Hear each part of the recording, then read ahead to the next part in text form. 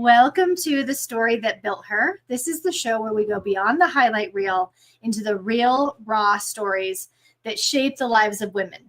I'm your host, Adrienne Monique Alvarez, and I am sitting down each and every week to talk with women just like Jacqueline. I'm thrilled to have Jacqueline today, who are willing to share not just what they learned and their wins, but also through their wounds, their wisdom, and the wild ride that life can be. Because we know behind every bold brand, business, or book, there's a story, and we're here to tell it. So, Jacqueline, thank you so much for joining me.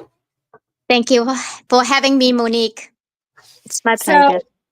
we were talking before we hit the live of, we've had a lot of conversations in Messenger and events I've done. And so we're just going to continue the conversation. One of the things I'm really excited about with you is that this is what it looks like. I want to give people a little behind the scenes of how we even met, because oftentimes in business, it's a real mystery of like, how do I meet people and how do I find people? And, it's like, it's a mysterious world in the online space, especially when you're starting out.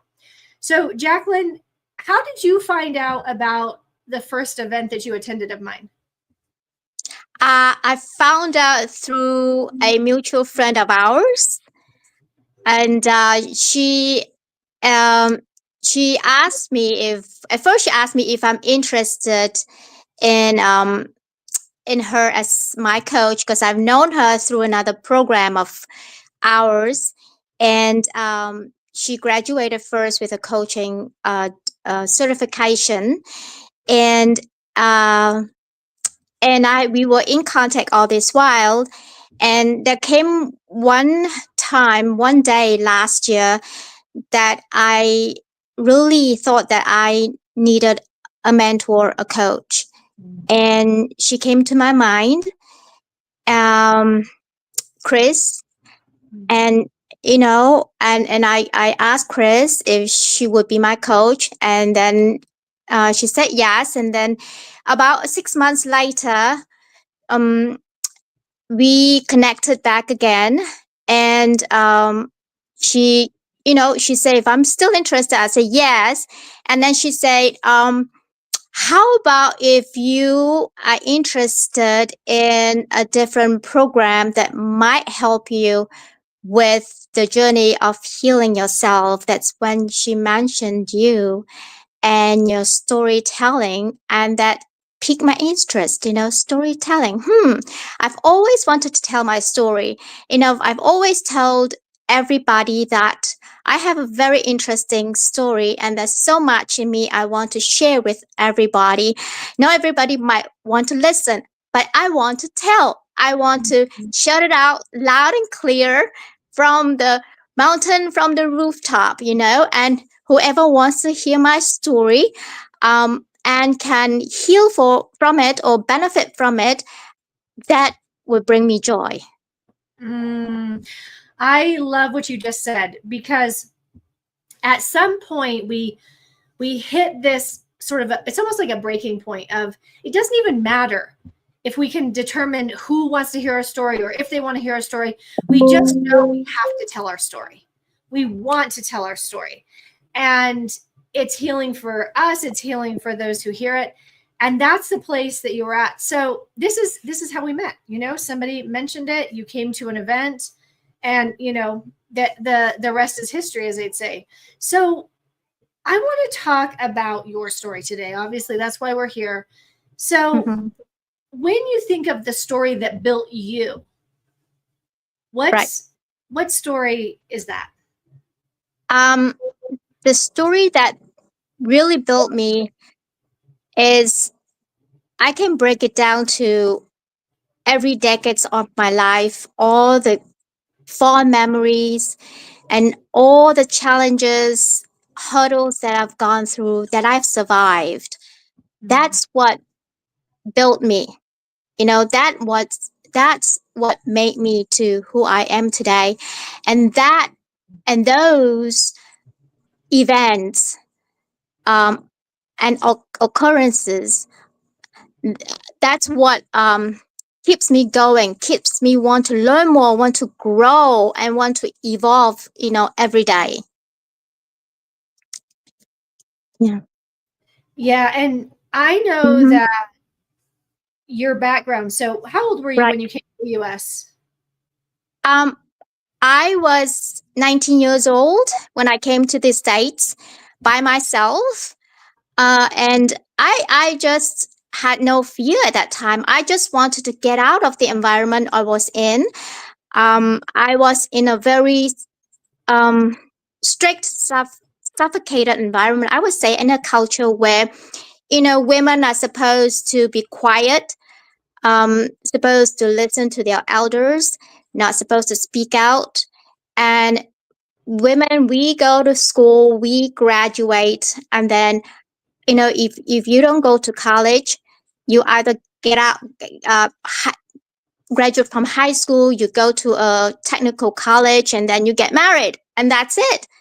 And then you rely on your husband. I can't do that.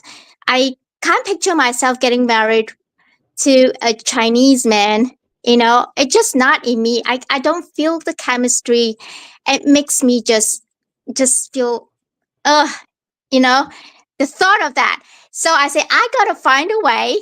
I don't know whether I manifested that or not. And somehow, you know, I was issued a green card to come over, and I didn't even hesitate. I just told my dad that this is what I needed to do. This is what I need to do.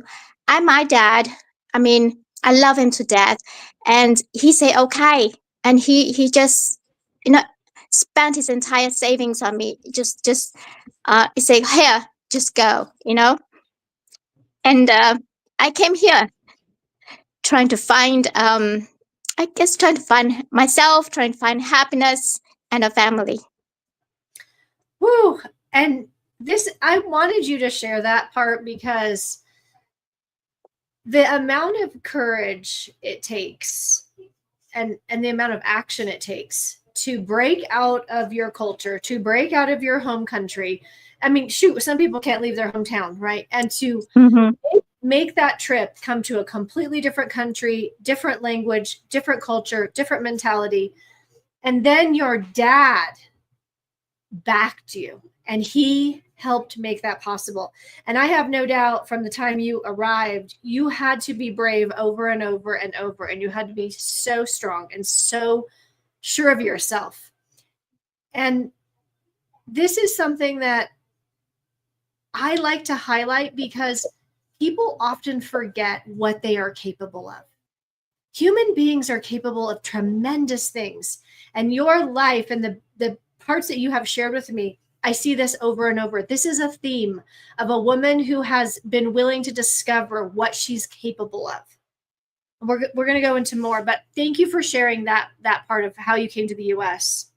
Mm-hmm. So, what was the turning point? What was that moment when everything changed for you in terms of the story that built you, the one that we're going to talk about today? Okay. The the real turning point was when, as you know, I mentioned before, I came here looking for family, looking for happiness, and I thought I found that. The turning point was when my daughter told me to lose her number. Um, I think it was, I mean, it is definitely the most heartbreaking moment of my life because, uh, sorry, I, um, I loved my children unconditionally. Um, I love them as I know of how I would love them as a mother, and to hear that from my daughter is just something. It's unacceptable. It's not acceptable. It's not that it's unacceptable, but it's unbelievable, and it's so real, so surreal. Um, I guess because we are in a different generation, I would never expect my daughter to say that to me, and I thought to myself, well, I was miserable over that. I still cry. I used to cry over my mother when I think of my mother. Now when I think of my daughters, I cry.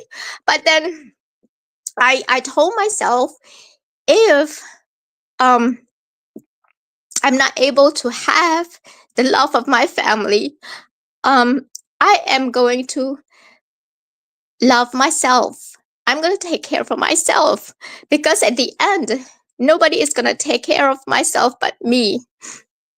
Um, so that's when I started to really turn, really pivot, um, really think about what is true love and what is sacrifice and what is setting boundaries for myself. Whew, I think what you said there, it just nailed it. You said, if I am not going to get love from my daughters or from my family in the way that I thought, I'm going to love myself.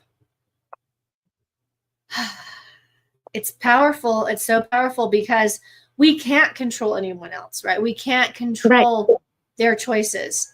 But at the end of the day, you can always choose to take care of yourself, to love yourself. Exactly. Can you give Exactly.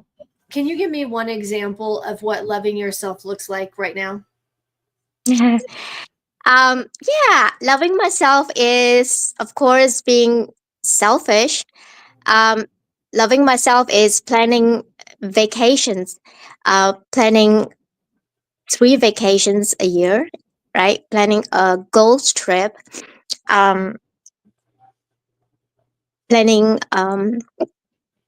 quiet time in the morning, even though I have to wake up at 5 o'clock in the morning, and quiet time when I come home. And when I mean quiet time, I just refuse to speak to anybody else, but just uh, sit down and brain dump for at least 1 hour, so that my brain is fresh again and ready for the night, ready for the morning.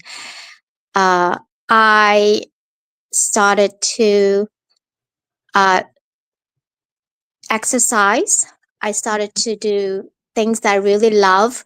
Um, I used to love. I mean, I love food, and I can say I'm a very healthy eater. And then one day, after that pivotal point, I said, you know what? Why am I killing myself trying to eat so healthy when, who knows, I might die tomorrow? So I am not, I eat when I feel like, my body tells me that, okay, today I want fried chicken because I love it and I crave it. So, so I would eat that fried chicken. No, I don't care what people say. Um, that's because I love myself, and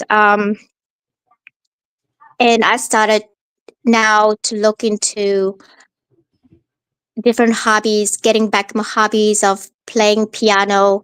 Um, I was giving piano lessons when I was there, and I love that, and I miss that so much.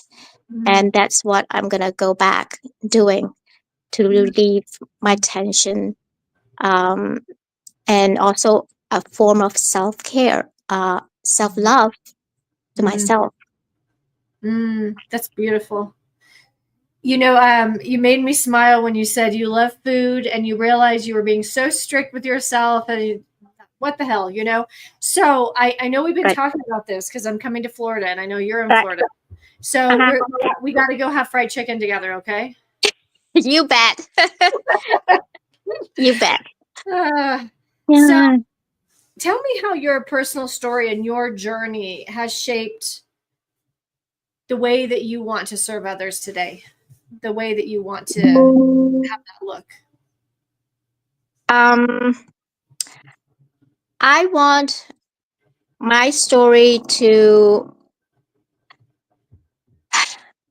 tell, um, let people know that no matter where they are from, no matter who they are, they can always be true to themselves. They can always find their way home.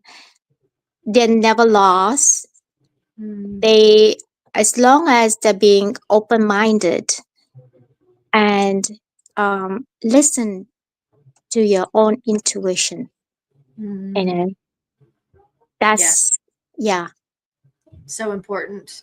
You Mm-hmm. know, I want to talk about your randomness because I think when we first met, you said something to me like, I'm so random," and I said, "Good, be random." So tell me a little bit about what you've discovered about your personality and your randomness. My randomness. Okay, so I this conversation is pretty. I'm trying to stay on topic. So I would usually be uh, like, for example, I would be on one topic watching the TV, and then would turn around and say, okay, what are we gonna have for dinner tomorrow night? Or I would sit here and I would be reading or studying course, and then all of a sudden, oh, you know what? This is what I can. Oh, then it's like, for example, the ideas I've been sending to you. Say, oh, this would be good for Monique. Let me just shoot her my ideas, see what she says. You know, um, it just, and then um, and I guess those are a couple of examples that I can give you. But I mean, my randomness comes out more when I'm with the person, when I'm comfortable with the person, uh, and that's when uh, you will see there is this side of me that say, that makes you laugh, Yep. uh, that kind of like, have a question mark on your head, because my husband was always say to me, it's like, God, you're so random. It's like, which personality are you today? It's like, I say, I don't know, I have 13 personality, just pick one. And then he would say, okay, well, I'll just your personality number 9 today. I say, okay, that sounds good to me. Yeah, I love it because it's being spontaneous, it's being in the moment, and I think you're right. It's like when the humor and the fun comes out. And I said this to you one day when you shot me. Uh-huh. I asked you, what's your sign? And you were like, oh, I'm an Aquarius. And I was like, oh, of course you're an Aquarius.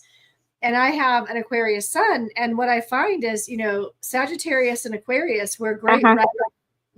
We're the perfect ride or die for each other because we're not asking for details. We're just like, okay, let's go do it.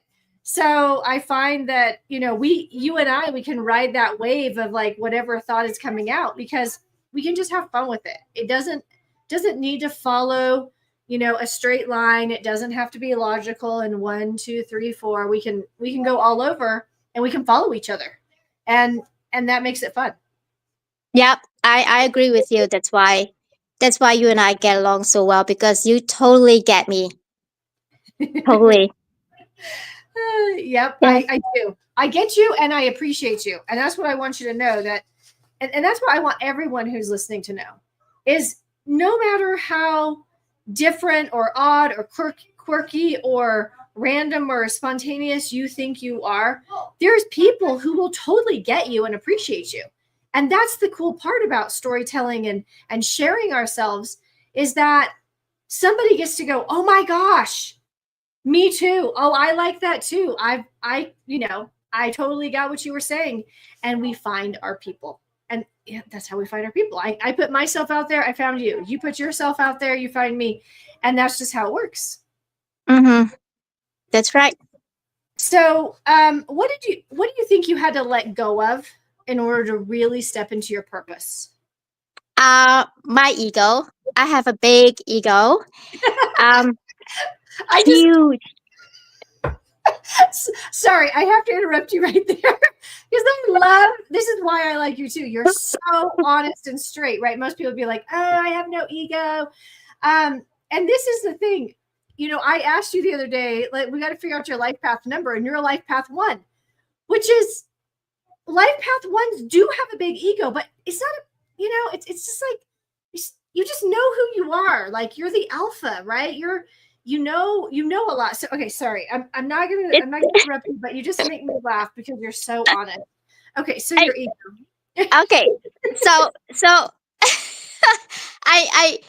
you funny thing is that you say that I know who I am, but a lot of times I don't know who I am. It's just that I was and I'm still a very smart student, and my husband would tell me that you're all book sense but no common sense. you Mm, know because I'm smart in the way that, because in the medical field, in the you and you asking me anything related to medical, uh I can just come back in a snap of a finger. um but you ask me something logical, like, okay, um the pipe is busted. What am I supposed to do? You're supposed to turn off the tap. No, I don't know what to do. What am I supposed to do? I would just stand there and stare at the busted pipes. That's who I am, right? And being an egotistical person, and I have to admit it.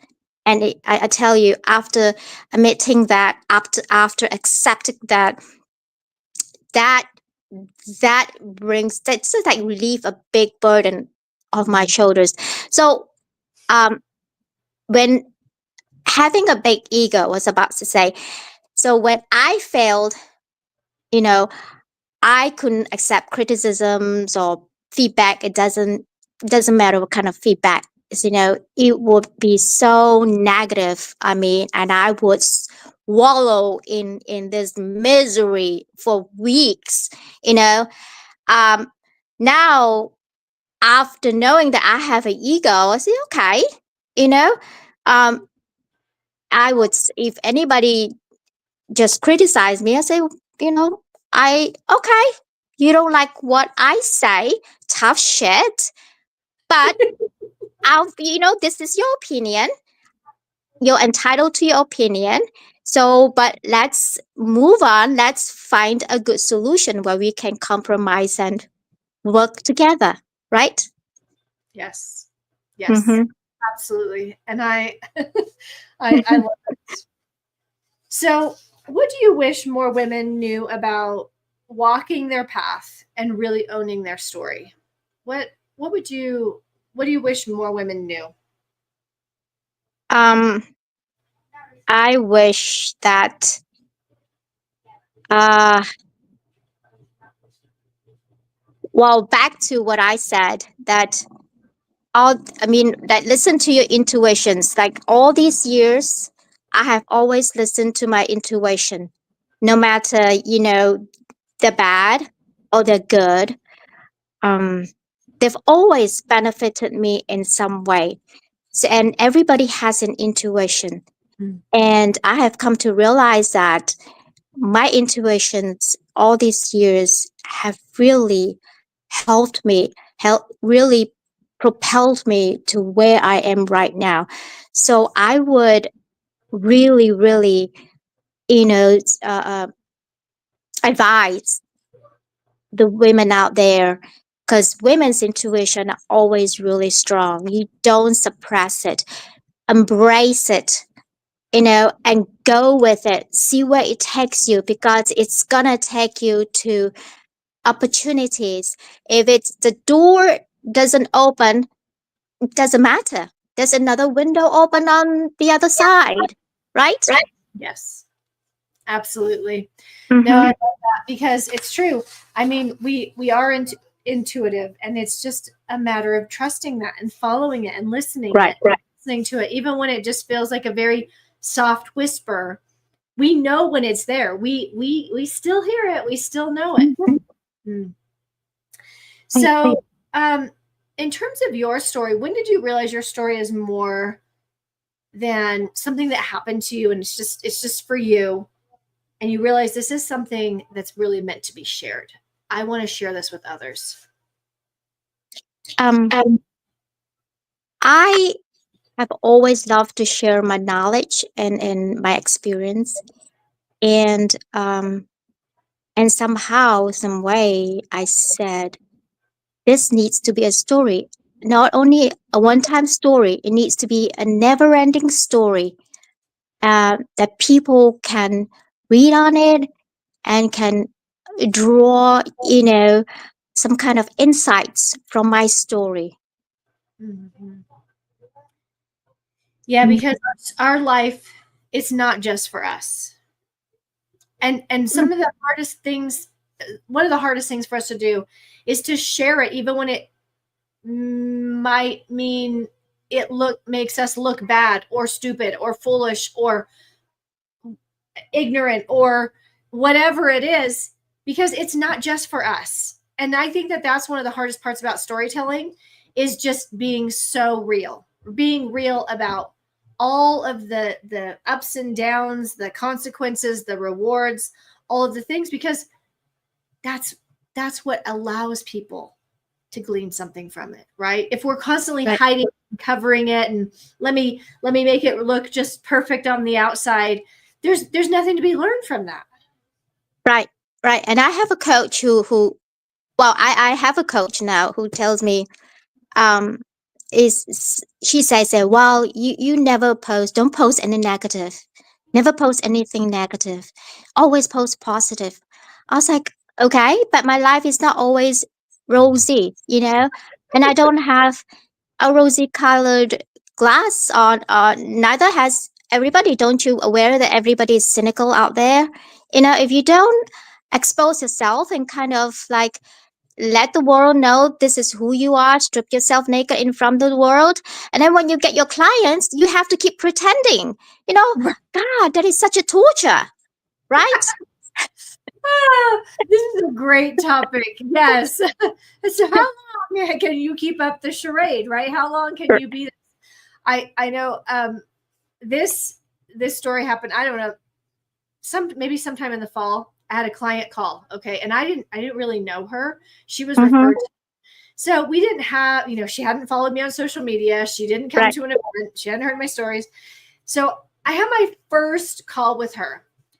And I had had several calls that day, and I had this idea I was going to take a nap in between this, before her. And I fell into a deep sleep, and I slept through her entire appointment. Oh And I wow. remember, yeah, yeah, not a great first impression, And I remember I was sitting on my massage chair, and I was like, well, I can make up a story that sounds good, that puts me in a good light, because she's probably regretting giving me her credit card number, or I can just tell her the truth. So I Mm-hmm. told her the whole truth, exactly how it happened. And she started laughing, and she goes, oh, yeah, I totally understand that. Actually, I've wanted to take a nap and to sleep through everything.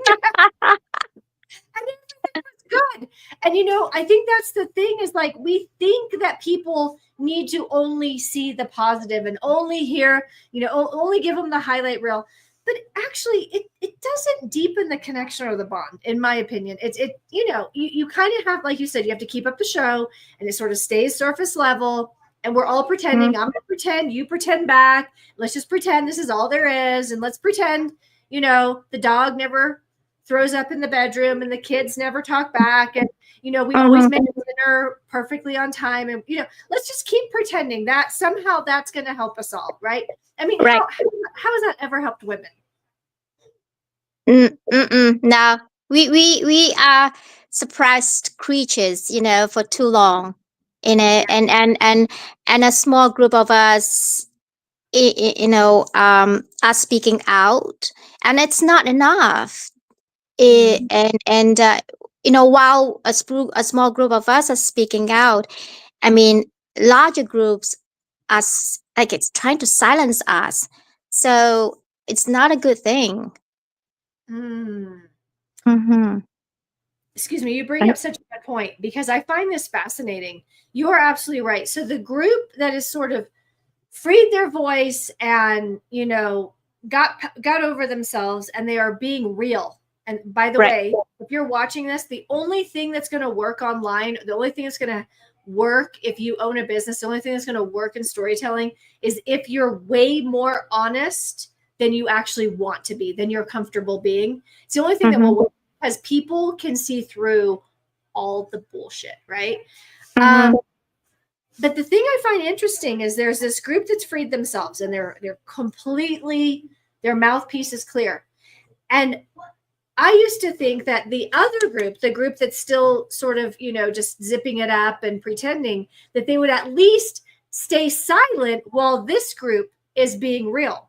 Because Mm-hmm. they've always stayed silent anyway, right? That's the thing Right. they've mastered, is shutting their mouth. But the time they decide to open their mouth and get super vocal is when you decide to be completely uncensored. It's Mm-hmm. fascinating. Really, it is. It is. Yep. So And I. Mhm. how do you think we should navigate that? What helps you when you think about you being real and the possible consequences of that? How do you personally navigate that?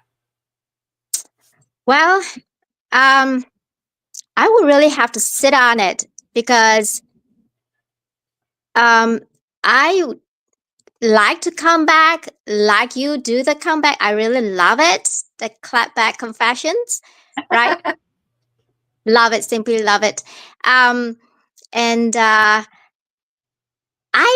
personally don't have the guts as of now to come back like you do. I mean, if it's one on one, yeah, but on social media, maybe one or two of them, and the rest I would just ignore and discard. Yeah, for right now, And, for and you now. know what? Nothing wrong with that. Honestly, most people, like, this happened today. Mm-hmm. I didn't even bother doing a screenshot. I can't even highlight them in my clapback confessions, because I was like, you know what? I'm just gonna block you and delete you right now. You know what I mean? It's just like, that's all you're getting. You're not getting any more. So yeah, I agree. Sometimes it's just like you're gonna get a big ignore, and we're gonna call it Right. good. Exactly. Okay, so tell me, what is success? Let me get it right. Success look like for you now compared to what it used to be? How do you define it now? Okay. So let's talk about the past. So I used to chase money. I was brought up in I would say well-to-do family. My father was a businessman, very successful, and I was the only child. So, and he taught me that uh, money, not that money buys everything, but having money is always good because you never know what's going to happen, emergency, or when you're going to need that money for something else. But anyhow, in my culture, money is, the most important thing. They put it at the top of, well, somebody might disagree with me, but money in my culture is at the top of the tree. I mean, not top of the ladder, or the second is their family. So I was brought up saying that, okay, you got to make money, you got to be successful. So I always chased money, and that's all I knew. So, and then I was taught to work hard, doesn't matter how many hours, work hard, work honest, and then you work hard to earn your money, and then you see your money coming in. So I work like 12 hours a day, 14 hours a day to earn, money, to support myself, my family, to have a comfortable life. And at the end of it, I was just burnt out. I was so tired and frustrated. I was miserable. And you don't want to see me miserable. Or then you might, because I get funny when I'm miserable. So then after Jacqueline, that, Jacqueline, I'm sorry to interrupt you, but I have to do one thing real quick. Give me yeah, 1 second. sure.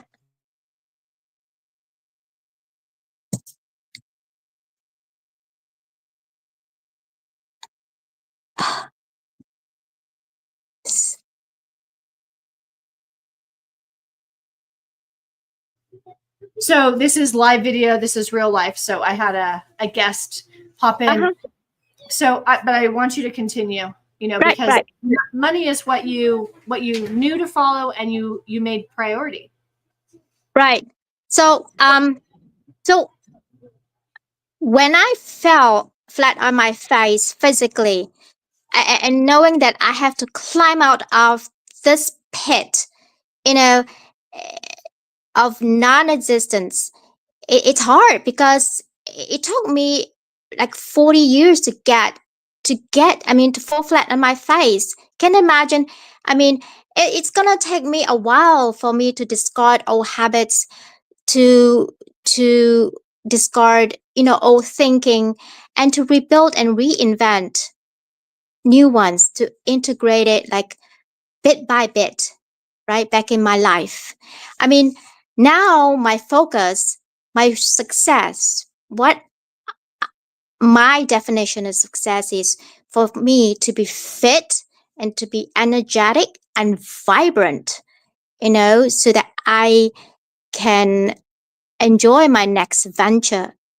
And um and and and I know I need that because um in my next venture, because I'm inspired by you, so I want to go into writing and sharing my stories, and that takes a lot. I know that takes a lot mentally out of a person to be creative, you know. Yeah. So Mhm. I love that. And when you said, this is something that you practice for many years, and so it takes time. It really does. I mean, I see this with myself. I took a year, and it was sort of like a reset for me. mhm, But the mind continuously wants to go back to old ways. It's so interesting to watch. I can observe myself, and I can know what I'm doing, and I can still keep doing it. To break old ways it requires a lot of dedication. And I love that you have this awareness that you want to change the ways. You want to do something more than to work a 12-hour day and get a good paycheck. You know what you want to pursue now, and you know that you have to take care of yourself to do that, to get there. And just keep making these adjustments. mhm. Um, if someone's listening right now and they feel lost, they feel like they're having this aha moment of, oh, I prioritized that and I'm not sure I want to continue doing that. What would you say to her? I would say do a brain dump. And what I mean by brain dump is you take out a piece of paper and a pen. Doesn't matter, what it is, but it's just a pencil. Just just write down what comes to Mm, mind. You know, Sometimes what comes to your mind, you might speak it out loud. So you speak as you write. It doesn't don't correct yourself. You know, if it's broken English, let it be, or whatever language you're going to write in, just dump it all. And um and by dumping it all, you'll find that not only your brain appreciates you, because your brain will be lighter and your brain will have space mm, for new things to come in, right? Um, and then, secondly, if you feel that you're lost, you talk to someone whom you trust. You just vent to the person. I have my husband and I'll vent to him, although he's like, okay, whatever, it's like, okay, here she goes again, like that. Um, but I don't care, you know, and I'll just go on and on and on and on and on, in my different languages, and he'll just start. There she goes again with a multi, personalities. I say, okay, so I'm glad, I'm entertaining you, right? So, but it's like ah, it just feels such like talking with you. It's right now. It just feels such like a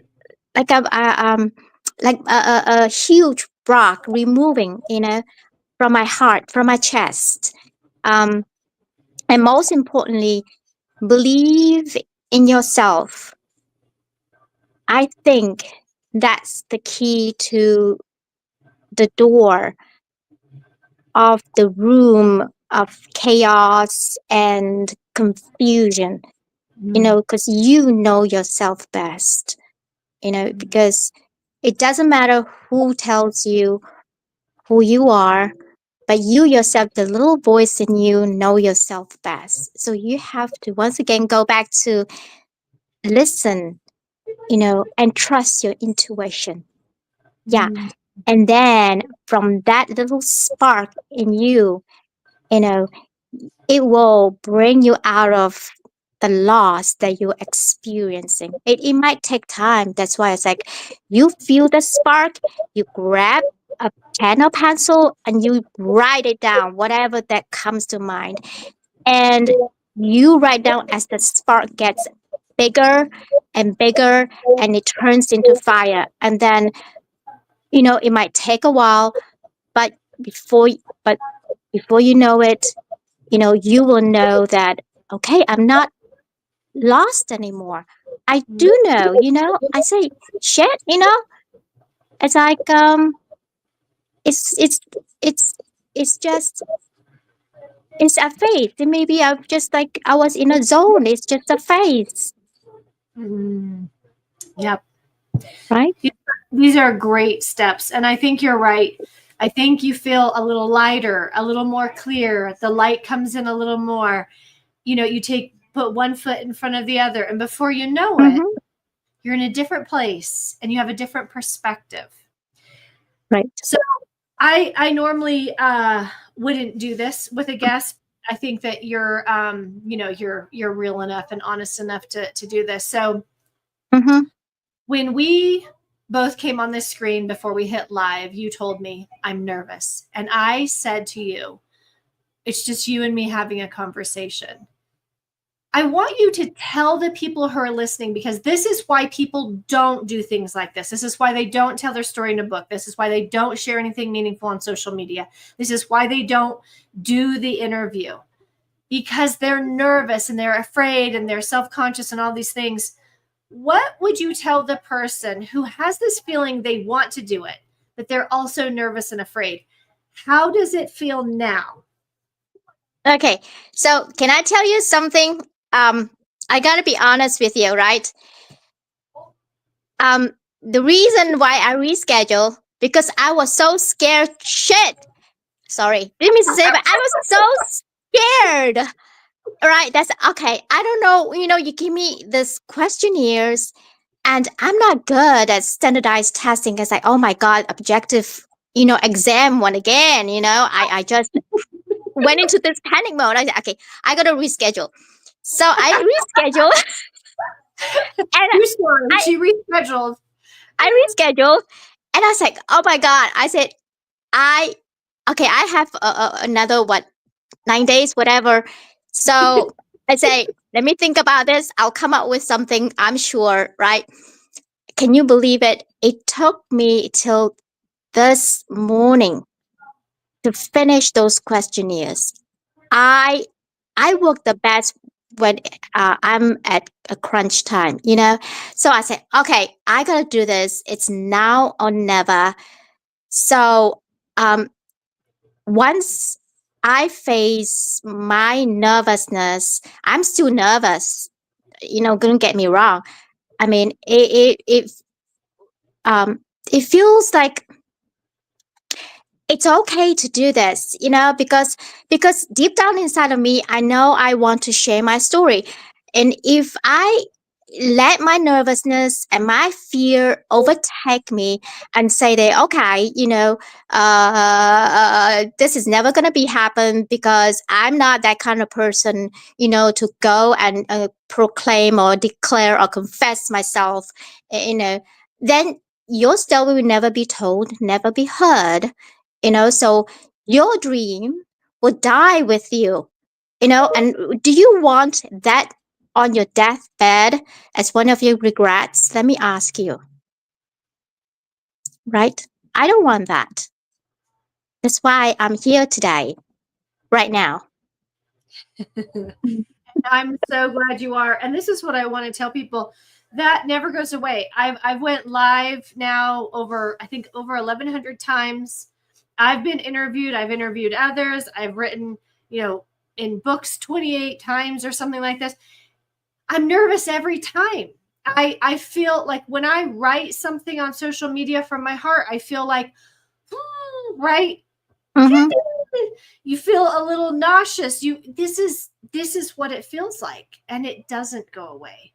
And Mm-hmm. it's okay, because it's just part of it. It's like what we talk about. You can have all this stuff in the car ride with you. It just can't be in the driver's seat, because Right. otherwise, it's exactly like you said.